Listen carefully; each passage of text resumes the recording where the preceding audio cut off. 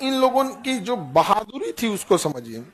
1712 से लेकर 1206 तक इन राजपूत राजाओं ने न जाने कितने विदेशी आक्रमणकारियों को रोका था 712 तक नहीं, 1192 तराइन का द्वितीय युद्ध जब हारे थे पृथ्वीराज चौहान।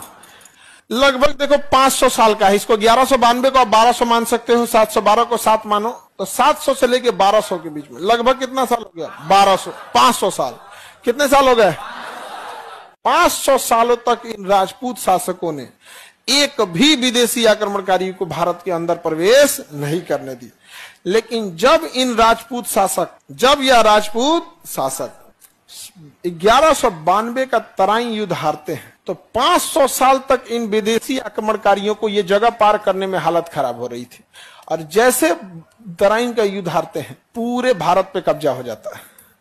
यानी यह दिख जरूर रहा था छोटा, लेकिन 500 सालों तक रोक के रखा था। 500 सालों तक इनका किला गिरते पूरे भारत पर कब्जा हो गया विदेशी आक्रमणकारियों, पूरे भारत। तो बड़ा बलिदान दिया इन लोगों ने। एक बड़ा कारण है राजपूतों की जनसंख्या कम होने का कि तो आधा से ज्यादा तो शहीद हो गए। एक बड़ा कारण है इनकी संख्या ज्यादा न होने का कि न जाने कितनी राजपूत छतरानियों ने जौहर कर दिया।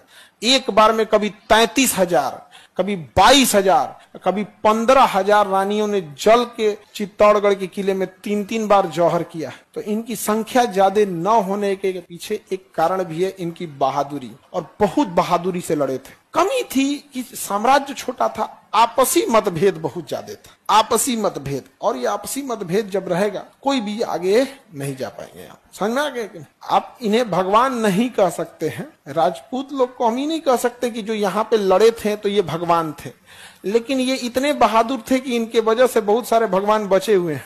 नहीं तो जिस रफ्तार से विदेशी आक्रमणकारी आए थे ना, कुछ भी नहीं छोड़े रहते, बहुत बहादुरी से लड़े थे। समझ में आ रहा है?